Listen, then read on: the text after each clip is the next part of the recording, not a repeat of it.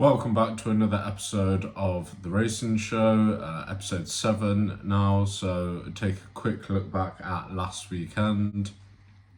Put 4 singles across the 2 meetings, and we got a 4-1 winner in Luther.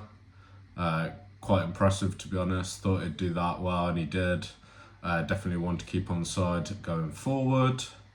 And now looking forward to this week's racing, we've got the St Leger Festival at Doncaster, which is the last classic of the season for the 3-year-olds. So let's get stuck into it. Starting off with the 3:35, it's the Park Hill Stakes, Group 2 over 1 mile, 6.5 furlong for the fillies aged 3 or older.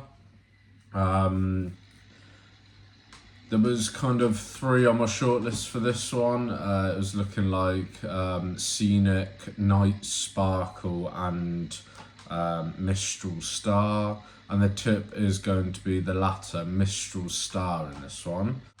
She started this season over 10 furlongs and improved, kind of going up to 12 for the rest of this season. And I think going up again in trip can bring about that extra bit of improvement. Her performance last time out in the Yorkshire Oaks, the Group 1, behind a couple of nice 3-year-olds, was quite impressive. And I think that's by far the best Group 1 form in this race. She's already shown that she can handle the softer conditions which we're likely to get her. It's been quite a wet week here in England, and I expect kind of a similar case for Doncaster. I don't think it's going to be bottomless, like super soft or heavy, but it's definitely going to be on the softer side of good, maybe good to soft, just good ground. And I think Mistral Star will definitely appreciate that more than the good to firm ground that she did encounter in the Yorkshire Oaks last time. And lastly, Mistral Star is out of Scirocco Star, so that makes her a half sister to the very talented Telecaster for exactly the same trainer here. And he also handled soft conditions very well as well. So Mistral Star in the 3:35 on Thursday at 5-1 is the first tip. Moving on to the Thursday as well, the very next race, the 4:10 handicap. It's a 10 furlong race. The tip in this one is going to be Harpers Ferry. Now she's very lightly raced, but I've been tracking this horse since the season debut over course and distance a long time. I think it was in March now, so been tracking this one a while. Only had the 2 starts since then, winning on second start and then being up to a Group 2 at Royal Ascot the 3rd time. Kind of disappointed in that, but hasn't been seen since, and I think the ground would have been the main excuse that day. This horse is definitely going to appreciate more cutting the ground, as shown on seasonal debut here at Doncaster, where she was a very close second behind Moon over Miami on soft ground, and then went to Windsor and won a novice race there. The trainers and connections obviously think she's quite highly regarded because they tried her in a Group 2 at the Royal Meeting the next time.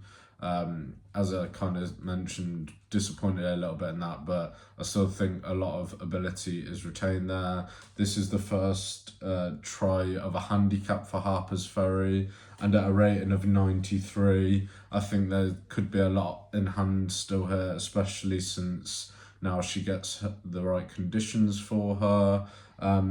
The 83-day layoff may be a slight concern, but I think she's got enough class to overturn that, and hopefully they've just been waiting for this kind of time of year to definitely get the conditions that they want for her. So for him.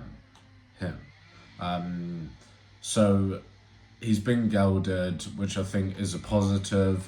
Lope de Vega's in handicaps after being gelded since 2018 at 21% strike rate, and they are turning a little bit of profit in that. So that coupled with the fact that I've been tracking this horse and kind of waiting for him, remember him to get into a handicap this season. Yeah, I think all the chips are kind of falling here. So I'm more than happy to take this one in a handicap, roughly about 4-1 at the moment. So yeah, Harpers Ferry is the second bet on day one of the St Ledger Festival. That is the 4:10 on Thursday.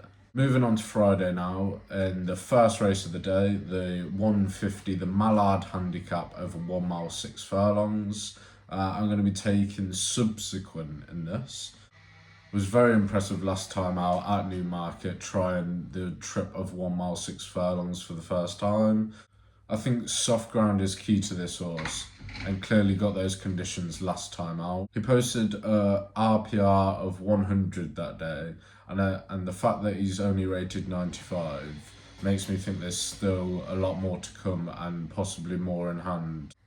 And just going back to some of his other form on soft, he's quite lightly raced, but his other form on soft does read quite well.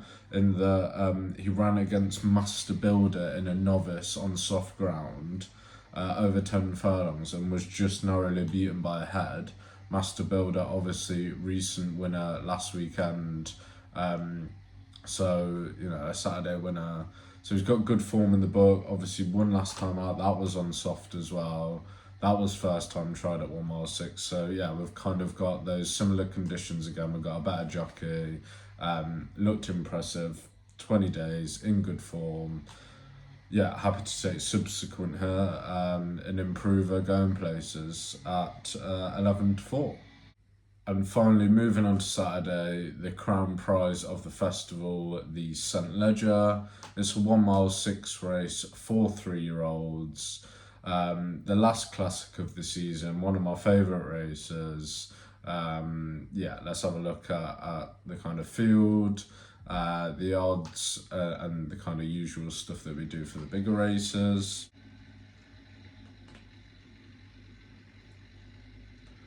So I made a anti-post bet on this race a few weeks ago, maybe a month or two ago, I can't remember now. But it was on Jan Brueghel at 7-1, and this was just before his win in the Gordon Stakes at Goodwood on August the 1st. So yeah, it's been about a month that I've had this bet on. Not going to desert him now. I think he did what he had to do that day in order to kind of get himself to this race. It was possibly a little bit workmanlike, but I think to do that up to a Group 3 on your third start, kind of travelling over from Ireland, I think it all reads quite impressively. He probably shouldn't have won that day, and he did. The ground probably went against him. It probably isn't far enough of a trip for him. He's certainly got that Galileo stamp to him. He's going to improve with time and with distance, and he gets a bit more experience under his belt. He gets a bit more distance to tackle this time, and he gets a little bit softer ground. I think that's all benefits for Jan Brueghel going into this race. And yeah, like I said, he's only had 3 races, one of them being on good form, which was last time out, and the 2 before that were on good or slightly worse than good, slightly softer than good. And I think looking at his pedigree, he's a full 2 Sovereign, who was quite good for Aidan. I think he won Group 1 or Group 2. So yeah, the soft ground could definitely bring about some improvement for Jan Brueghel. Looking at his breeding, looking at some of his relatives, and that kind of is the reason why I'm staying with him. I think the fact that he's only had 3 runs, he's clearly got a lot of potential, clearly got a lot of quality. He's the kind of horse that I liked having this race, a bit of a gritty battler that isn't going to give in when the going gets tough.